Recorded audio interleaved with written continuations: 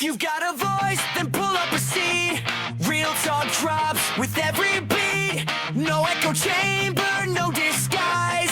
Welcome to the Dead Mike Society. This is John. This is Dan. Welcome to Dead Mike Society. All right, so what's up? So I heard in the news something about parasites and lettuce. Do you wash your vegetables when you eat? Every time. I do. I actually put a little bit of vinegar, and then I feed it up with, fill it up with water. So what is the situation with parasites and lettuce? Well, they are taking over. I mean, there's basically a problem in California. People are getting explosive bowel movements, and yeah, it's not good. It's lasting for 3 days to 30 days, from what I read, and it's affecting cilantro, parsley, lettuce. I mean, pretty much everything that everyone eats in California. Now, when I'm in the grocery store, a lot of times they have like someone spraying it with water there. Is that good enough? Or do you actually need to do the vinegar wash like you're doing? Is that like extra, or is that something that, you know, what do you recommend? I would say that you do need to do a vinegar wash. I was watching actually a video yesterday. I don't have the name of the person, but I will put it in the credits. He was showing that, for example, if you take grapes and you set them in water and you pour a little salt on it, actual worms came out of it. Wow. Yeah, it was like absolutely disgusting. Wow, that's like a horror movie. I mean, I'm still in shock, actually. I'd sent it to a few people. I'm like, and no one obviously has sent me back like the response that I was expecting. Just like, wow, gnarly. I'm like, we're eating worms. We're eating worms. We're literally eating them. Wow. And then there was another one where you take your apples and you pour boiling water over them, and then you take them out, and if they turn white, that means that they have wax all over them to make them look pretty on the shelf. So to try to avoid those. Now, is that edible is that edible wax, or is that like candle wax that you shouldn't be eating? I think it's edible wax, but I don't think it's good for you. I mean, when I say it's edible, a lot of things are edible. You know what I mean? It doesn't mean it's good for you. Right. You could eat pencil erasers. Right. You know, but it's like it wouldn't be good for you in the long term. Yeah. No, So- I totally understand. But yeah, so it's yeah, it's been rough. I mean, watching the news and seeing all this people. I guess it was in Michigan. The main news came out of Michigan, and it spread all across the country. So now, I mean, I'm not going to call it an epidemic, but What would something need to be for you to call it an epidemic? Like a literal epidemic, or like do you have a different definition? I think it goes from the WHO. Okay. I think the WHO decides. World Health Organization. I think they get to pick the slogan. Like if it's epidemic or pandemic or pre-demic or endemic. Yeah. There's probably a lot of those going on. I don't know. Maybe you should pull up the WHO website and see how many actual epidemics or pandemics or whatever that we actually have. So yeah, so what else? This is going to be our second episode, Dead Yes. Mike Society. Yes. We would love it if you liked and subscribed to the channel. And if you have time, go to thedeadmikesociety.com and sign up for the website. We'll be giving away some merchandise and doing some other fan drops in the near future. So, John, what did you find? Okay. So there have been dozens of major epidemics and pandemics caused by infectious diseases, with estimates ranging from over 30 to more than 50. So between 30 and 50 that we've had here in throughout human history. Wow, that's a lot. 50, we have 50 states. It's Right. almost like one per state. And that's in how many years you said? 50 years? No, in human history. Oh, history. Yeah, in human history. So how long is that? Well, okay, so humans have been the way we are now for approximately 100,000 years. Our ancestors were hunters and gatherers for about 3 million years. So, but there were like so few humans, or you know, they weren't like modern humans 3 million years ago. That was about 100,000 years ago that we really became like what we are now. Like if you took someone from 100,000 years ago and you taught them English, you wouldn't be able to tell the difference. Really? Yeah, that's what they mean by like being a modern human. The other ones I think had like different design of their body, different shape and size of their brain, the tool making, the civilization. So yeah, I think the answer to your question is between 3 million and 100,000, depending on what your criteria. And is that the hominde? You know, my son would know exactly what the names of them are, but we are hominids. Huh. And Australopithecus. right, Australopithecus. Yeah, not Neanderthal. Yeah. Okay. All right. I had a teacher actually in a class, and he said it's Neanderthal.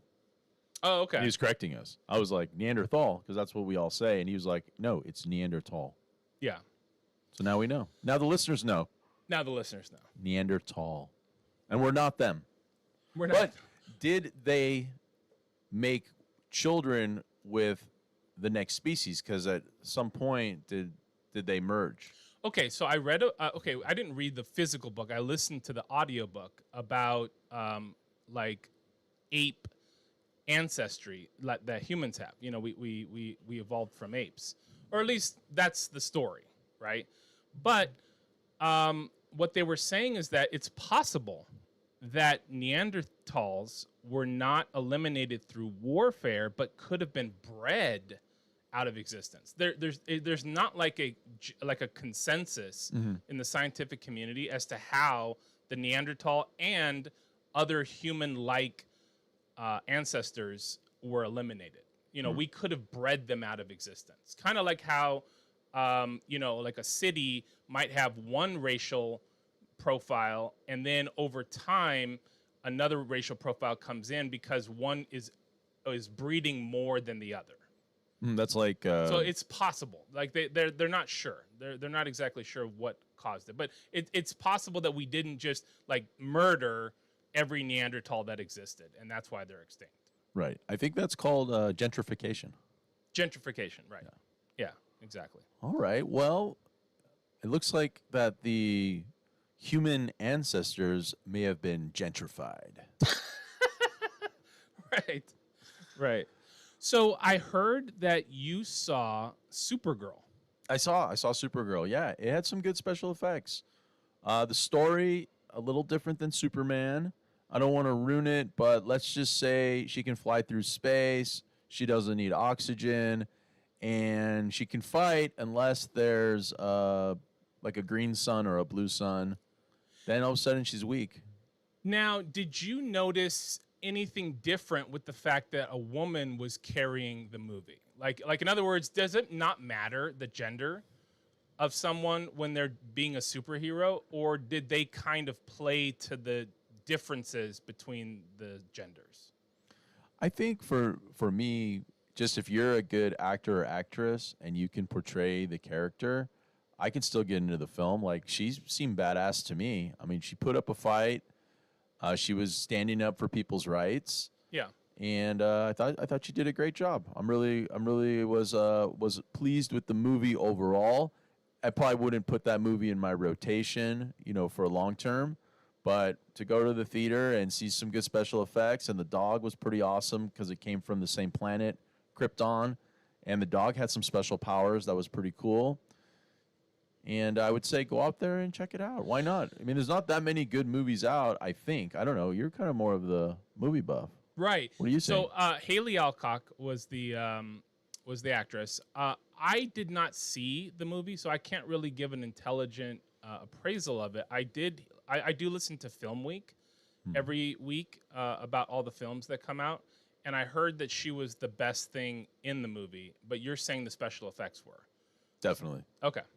So I have a question about DC versus Marvel. Do you lie anywhere on that spectrum, or do you not care? You're just like, a good movie is a good movie, a good comic book is a good comic book, or are you kind of like, hey, I'm a Marvel guy, I'm a DC guy? I'm definitely more of a Marvel guy, and I align more with their movies. I feel like they have maybe less special effects compared to DC, because I think DC kind of relies on the special effects for their films.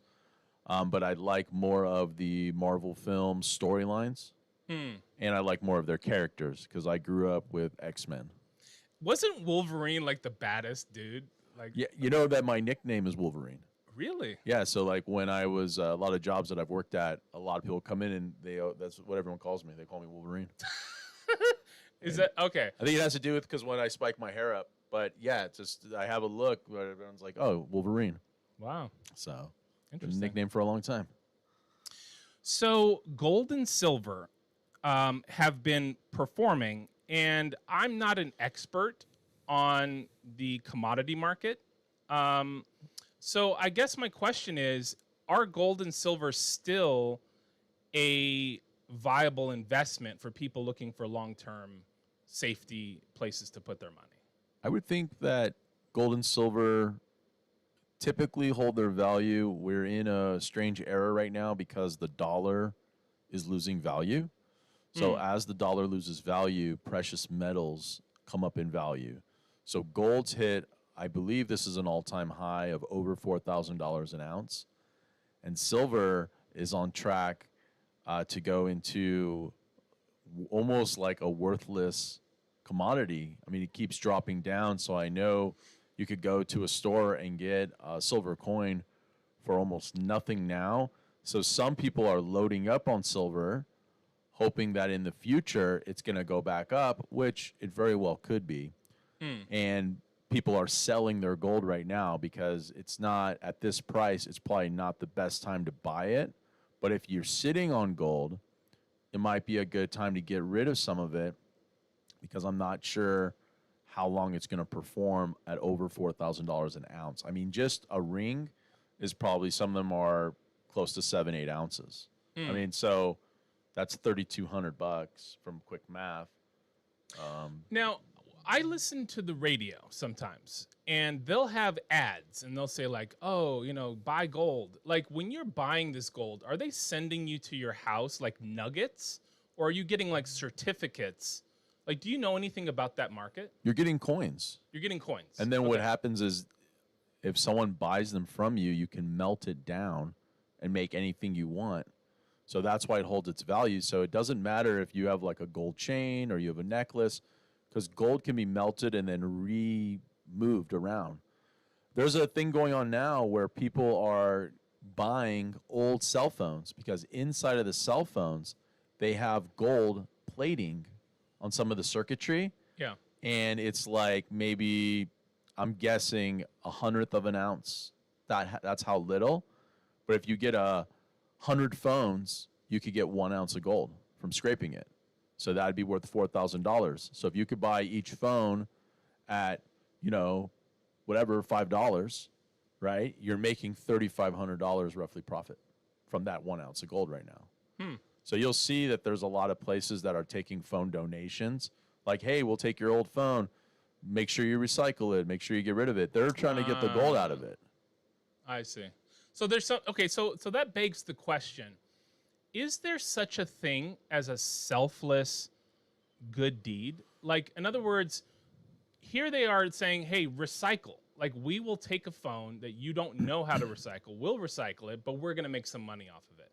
Is there such a thing as just a purely selfless act, or are all humans like self-centered? Well, even the people who are recycling the phone, there's a lot of elements in the phone that are toxic. So I think they are taking care of the toxic part of the phones the correct way. They are getting some reward for some of the circuitry and maybe a screen where they can resell it to that aftermarket where people break their screens and they need a new screen. Yeah. But I don't think there's anything wrong with trying to make a profit and help people also, because it's a win-win situation. I don't think there's anything malicious about it, because it's like, hey, you're done with that phone. If you put the phone in the trash, it goes to a landfill, and it's more toxic for our society. So if you're going to need to get rid of the phone anyway, what does it matter to you where you put the phone? They're just giving you an option. It's kind of like a light bulb. We're not supposed to throw light bulbs in the trash. So Right. if you go to Home Depot, they have a light bulb bin where you can drop off all of your toxic light bulbs. Now, a lot of people, they don't care. There's a lot of people in society who They don't care where their trash goes. They could put a plastic bottle into a black trash can for all they care. You know what I mean? It's like, but then there's other people who are very meticulous and they go like, no, that's not recycling. How are you on the recycling? So, okay, we do recycle in the house. Okay. We are mindful of that. My children are very mindful of that. Like their education, I think children today have a like reduce, recycle, reuse mindset. Okay. They were very big on like the drought and, say conserving water and things like that. So I think that like the new generations from when I grew up, it's a little different. I'm not saying that I'm stuck in the past and I'm not going to change, but like I'm gonna put myself on blast. If the trash can is full, the black trash can, okay, and we have a party, and we need place to put our trash, sometimes I'll put one bag in the blue trash can, in the recycle trash can. Now, I know that they are going to sort that stuff. It's not going directly into like a machine and it's going to like clog the machine. Like it is being sorted, and I'm not the only one who does this. And I don't feel guilty because I'm like, am I going to leave a house full of trash? I don't know. Do you think I'm a terrible person? Well, I don't think you're a terrible person, but I do sense a slight, a bit of entitlement because you're going like, well, I'm not going to feel guilty. But if you worked at the trash place and you're getting all these trashes with the blue bins that are full of black bin trash, Yeah. I mean, you're hating your life. Right? You're like, and then maybe they're going to go jump off a cliff. Right. Because it's not just you. It's like millions of people because whoever came up with this whole thing, it's a little bit ridiculous. I'm not an expert on recycling, but from the small amount of digging that I've done going down the rabbit hole, I found that there's more energy used in the recycling process than there is just to create a new item. So it's kind of make-believe. Now, is the feeling that you're helping the planet make believe? Like, in other words, it may not actually be helping the planet, but people feel like it's helping the planet. So is like it's kind of like retail therapy. Like you go shopping, you feel better, right? Like, did it really improve your life? But like, is this something that like is helping a person feel better? And isn't that as real as actual change? Well, I'm not going to just say yes. Okay. Because a lot of people feel a lot of different things, but that's not reality. So like if you just feel like you're a palm tree, right? I'm just saying you do. You authentically feel like you're a palm tree and you want to wave your coconuts. Right. Okay, it doesn't mean that you really are a palm tree even if you are holding coconuts. So with that philosophy, you're going like, just because you feel like something, that's a positive. We'd have to specifically say that you're feeling good because you're helping society. And then in that case, yes, I agree with you because it's not just like an overall feeling. Okay, so what is real? Okay, I'm not trying to go matrix and say like, okay, what it is, but like in your opinion, because that's okay. Let me ask two questions, all right, and you can field them as you will. One is, do you think opinions are the same as feelings? In other words, like if someone has an opinion, it's not necessarily real. And the other question is, what is real? Like how do you define real?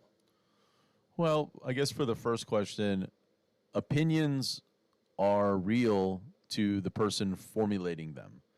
So they're going to take a stance because of their formulated opinion, and then they're going to stand by it. What is real? I mean, tangible items are real. They can be touched. Other people can see them. Imaginary items are not real. Now, sometimes you may have an imaginary thing in your mind that can turn into real because it can be tangible at a certain point. But real, I think, is a general consensus on an item or a thought. You know, some thoughts are real, right? Like you go like, I love. Well, that's not tangible, but love is a real thought. You know what I'm saying? Does that kind of go down it or not really? Okay, so I'm gonna play devil's advocate. Isn't a feeling, a thought, an image in your head, isn't that like neurochemistry? Like aren't actual chemicals transitioning between neurons in your brain? So isn't it kind of real in that sense where there is a tangible, concrete, measurable change happening if you think about a palm tree? If you think I'm a palm tree, that thought creates dopamine rush, adrenaline rush. Who knows? I don't know, neurochemistry very well, but like, isn't it actually creating a real, tangible, measurable change in people? I mean, you're getting, like you said, chemicals in your body to react. I mean, right now, as we speak, we have cells that are multiplying in our body and cells that are dying in our body. Yeah. So those are real. But I'm not sure if by us thinking we are something different, that there would be a correlation between that thought and the things that are happening to make that thought real. So like, even if you think you're a palm tree, just because you're having the biology that's going like, yeah, I am a palm tree, it still doesn't make you a palm tree. Right. And that's what I think comes down to is, are we palm trees or not if we believe we are? Because your DNA would have to be DNA of a palm tree to be one. Right. Which is one perspective on it. Right. So a related question, the Zen koan. Okay, if a tree falls in the forest and no one's around to hear it, and that includes recorders, right? Because a lot of people go, well, just put a tape recorder and you'll find out. But the question really is, if nothing is around to perceive it, did it really happen? So what's your answer to that as far as like things being real, like sound being real when there's nothing to actually receive the sound? Like you're not around to perceive it. There's no cameras, there's no recording equipment. It just falls in the forest and nothing's around. What do you think? I think it makes a sound. Okay. I mean, I'm 100% sure it does. Just because no one is around to hear it would not change the amount of mass falling through the air, landing on the ground. So just the way mass works, when mass hits something, it makes a sound. And also for a branch to break, that would make a sound because it'd be splitting from the tree mass. So just because there's no recorders or no one around, it 100% would make a sound. So you're in the camp. So you really are like firmly in the camp that like what happens in your mind is not necessarily a determinant of reality. What happens in the real world, quote unquote, real world, that is reality. Yeah, I mean, I agree with that. I'm saying that our mind is very powerful. So yes, we can create thoughts and we can manifest. Like manifesting is like a new thing that's happening. And when I say new thing, I know it's been around for hundreds of years. What I'm saying is now it's becoming pop culture, where you write like a storyboard and then you start to manifest these items in your life or whatever it is. I'm saying you can manifest anything. I know that I had a friend a few years ago show me a movie, and it was called The Secret. And in The Secret, the whole video, I'm calling it a movie, maybe it's more of like a video. It was just talking about manifestation, about putting things into the universe opens and gives you the item you wanted. So this person was really challenging the universe because he wanted to fly. Really? So yeah. Wow. So he kept manifesting that he's going to fly. Okay. And I think I saw him a couple years ago, and I asked him, I said, hey, are you able to fly now? So what he did was he went on the roof of his car and he jumped off of it. And he said, see, I can fly. And I said, nah. Okay. So I'm going to tell you a story, and then you tell me where this falls in terms of manifesting reality. Okay. So we were at the beach, my family and I, Okay. And my daughter was in the ocean and she was playing around and she has a weak ankle. She's twisted it a couple of times. Okay. So somehow she stepped wrong and just went down and she's screaming. She's like, help, help. So we all run. So me and my son, we run into the ocean. We pick her up. We carry her to the shore. And she has like a swelling on her ankle. Okay. And she's screaming, help me. Oh, screaming, screaming, screaming. So I am, as a father, I'm feeling like so helpless because I'm like, if it's broken, I don't want to move it. Like, I don't want to move it. If it's sprained, we can move it. But like, the screaming kind of threw me for a loop, you Right. know? So I was just going like, I don't know what to do. Like I need help. So I closed my eyes.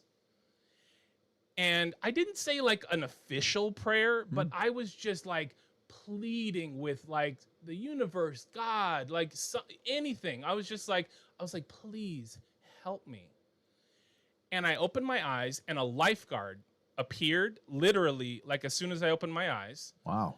and got her, picked her up, took her to his truck. He said, it's not broken, it's sprained. And we got her into the van, took her to the hospital, and everything was fine. Now, I don't believe that a lifeguard literally manifested out of thin air. Probably what happened is a lifeguard was looking with its binoculars, checking out everyone. It was a busy day at the beach, and someone screaming that long is going to attract, like someone probably said, hey, there's someone hurt, or something like that. But the timing, to me, I classify it as a miracle. Even though I understand that's not how miracles really work. It probably happened the way I described it. Now, did I manifest something? Or what's your take on that story? That's a true story. I would give yourself credit for that. I mean, Okay. you said a unofficial prayer. You asked the universe for dividends, and the universe delivered. So, I mean, you can give yourself credit for that. I'd give you credit for that. And like you said, if you wouldn't have said that prayer, the lifeguard may have still shown up. Yeah. But it doesn't take away from what you did. So you should give yourself the credit. Sometimes we get lucky. And so remember, luck is an element of life. So that you said the prayer at the right time and then the lifeguard showed up, boom. Boom shakalaka. Boom shakalaka. You know what I mean? You got it. Yeah. Just you got lucky. Now, if you had to, okay, what I'm asking is, if you had to qualify luck and say like what it is, if you had to describe it, is luck real? Because it's not tangible, right? Like we talked about reality being like something is outside of us. Like, is that a feature of the universe, like a speedometer on a car, or like is it something that's just in our minds and we connect the dots between random events and go, oh, well, that was lucky? Like, what's your take on luck? I mean, I think luck can be tangible. For example, you have a nail gun and somehow the nail gun goes into your skull, but it misses your brain and you live. Well, that's pretty lucky. So it's like you had success there. Is luck the same as chance? Is that the same thing, or is that something different? Well, chance gives you the risk of being unlucky. Okay. Because you can go one way or the other. That's your chance. And you could be lucky, but you could be unlucky. So chance is its own element. And we take a chance every day. I mean, every day that we go outside or we get in our car or we cross the street or whatever it is, we're taking a chance because we don't really know what's going to happen. So that's the chance. And then when nothing happens, you could say you got lucky. Now, you said that we don't know what's going to happen. Is it possible to plan your life and like use statistics and, models of thinking? Like, is it possible to know what's going to happen in your life? Or is there like, or what you're saying is that like life literally has an unknown element to it and it's unknowable? Well, free life, free choice is unpredictable because you make your decision in the moment. But if you're not free, then your life could be predictable. For example, if you were raised as a prisoner, somehow you were born as a baby prisoner, and you were never going to get out of that prison. So your life would be planned. You would know when you're going to eat. You would know when you go to sleep. And the only random elements would be your, like, who you would speak with. But if you were in segregation, and you weren't allowed to speak with anybody, and you would just be in your hold for 12 hours a day, and then you'd eat, and you go outside for an hour, and you go back in, and that's your 80 years of life, then it would be predictable. That's like the extreme situation, and no one's doing that. But I'm just saying, in free choice, I don't think you can plan your life. I mean, you know, we also, the way that humans think in general is that we are led by our wants. So we're not animals anymore. We've been domesticated because of society. So we don't really have animal instincts. We're taught all of our behaviors. And then what happens is, as we meet other people and we learn their behaviors, there's a thing that happens between envy and jealousy. And you start to go like, wow, my friend Samantha, wow, she really has nice dinners with her family. My family eats McDonald's. So then you start to go like, one day I want to eat nice dinners like Samantha does. Right? And you're eating your McDonald's and you're mad about it. Right? Okay. And then one day you figure it out. And now you can have a dinner like Samantha and her family. You know? So we're just learning from each other. We're all copycats. Like, we have this podcast, but I bet you if you search podcasts, 4 million podcasts will pop up. Right. So we're doing a podcast because we like to speak to an audience. We enjoy having witty banter. We like to talk about all these things. We like people to subscribe to our channel and to follow us. But then there's 4 million people that want you to do the same. So how do you select who you're going to watch or who you're going to follow or who you're going to associate with? That's the question, is what, like for you, how do you determine what your next niche? Okay. I think that's an excellent question for the listeners and the viewers. Okay. I think that if they threw it in the comments, how they found us, I think that would be very insightful for the community. So how did you come across our channel, and why are you watching us? And what did you think? So definitely leave a comment, subscribe, and like. Yeah, we appreciate that. Yeah. Okay. So Sam Neill of Jurassic Park fame died of pneumonia. What do you think of bringing animals back? Like, if you could, let's say you were the CEO of a corporation and they brought you an idea. Hey, we're going to bring back dinosaurs. We're going to bring back the dodo. We're going to bring back whatever. Velociraptor. Would you be into that? Or like, is it like what the chaos guy was saying, that, you know, you should not mess with Mother Nature? Well, I don't really have a calling to want to bring back dinosaurs and things that are extinct. But on the other hand, it would make an interesting, you know, movie. So since I like the Jurassic Park movies, I think it would be kind of cool to have a Jurassic Park place that you could go and see real dinosaurs. Would you go, or would you feel like I would that's go. unsafe? I would go check it out. Okay. Well, I would assume that it would be safe. I wouldn't be the first one. I wouldn't like, you know how there was the guy who Yeah, slept you're in like front line, yeah. of 1955. He's sleeping in front of Disneyland, and now he has like a life pass. Yeah. I wouldn't be that guy. Okay. I'd be like number, 4 million. 4 million. Okay. Show Yeah. up. After it's kind of worked out its bugs. Been Because around a few years. Everything has bugs, right? I mean, I don't go to like little fairs on the side of the road. You know how they have like the spinning thing, and they have the thing of death and this and that. But I'll go to like the LA fair because it's every year. So I feel comfortable at the LA fair, right? Yeah. But at a random little side of the road fair, I don't know what the hell's going on. Hmm. I'm not going to risk it. Yeah. You don't even know how to find them because they just pop up, roll around. And, you know, all the videos of the people, you know, the thing flying off the tracks and hitting the crowd, it's usually these kind of things. It's not typically the bigger amusement parks or festivals, even though it can happen. I know that back when I was a kid, Magic Mountain, they had a ride. It was like an aftershock ride where you stand up, and it flew off the track and killed people. Yeah. So it does happen, but I don't think you could worry about that risk. I mean, there's risk every day. There's risk with earthquake, fire, car accident, plane crashing. I mean, there's so much going on around us that we can't control. Why would we waste our time worrying about it?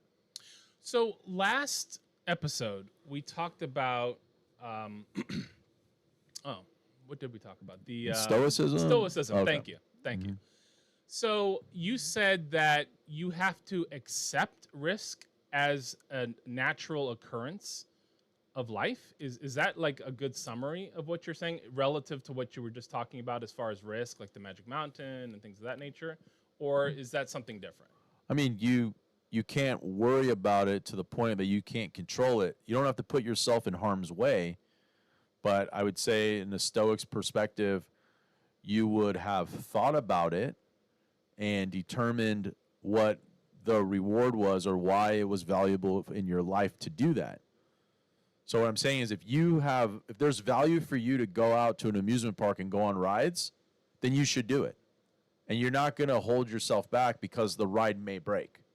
That's the risk that you take because it's out of your control. Once you get strapped in, that's it. It's on. Same thing with skydiving. Like once you sign up and you get to the plane and you jump out, if that parachute doesn't open, well, you already knew the risk. So when everyone's like, "Oh my God, this is unbelievable," you know, it is part of the risk. That's why it's adrenaline. That's why you're jumping out of the plane going like, I might not survive this, but if I do, I'm badass. Yeah. No, I agree. So Sam Neill, right?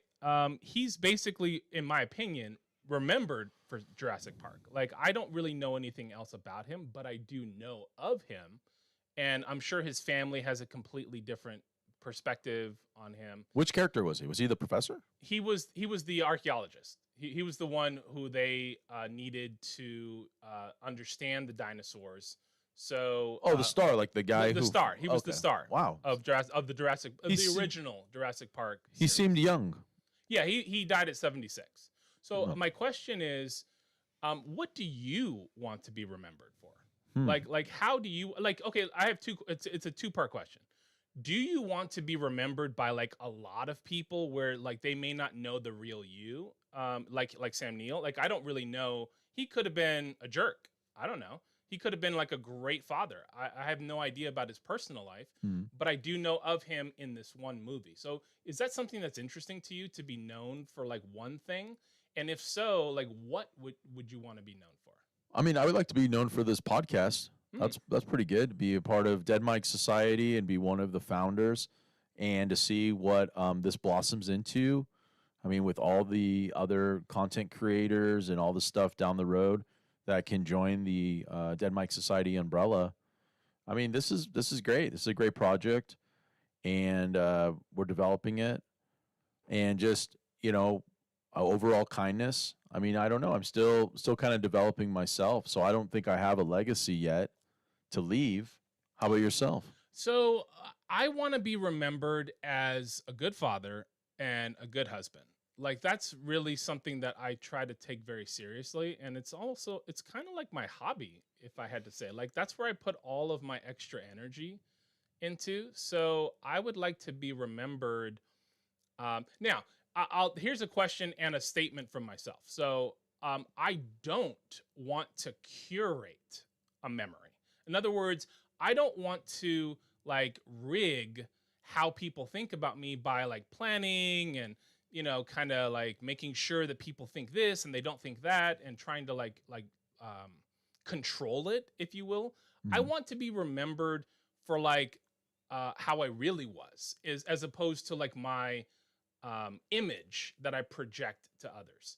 So is that something that you think is like sinister, or is that something that you think is something that you would want to like curate, or do you want to be remembered for like what people come to on their own? I mean, I'll be honest, for me, the whole what do you remember best about me, worst about me thing, it's not really the front and foremost thought that I have, Hmm. because every relationship has, good, bad, fun, sad. I mean, I can't think of any friends or anyone that I've known where it's always been good, it's always been bad. There's always been different things that have happened. I mean, past the superficial level. Yeah. Once you really get to know someone, you got to kind of deal with all these different things. So in the end, when you look back at your friendship with the person that you've known a long time, you're going to remember them. You're going to remember the good, the bad, the ugly, all the different things. So just remember, like for me, just remember me for being me, right? For all the things that I did right and all the things I did wrong. And everything else doesn't matter. Hmm. You know what I mean? I know what you mean. Yeah. Well, this is John. This is Dan. If you've got a voice, then pull up a seat. Real talk drops with every beat.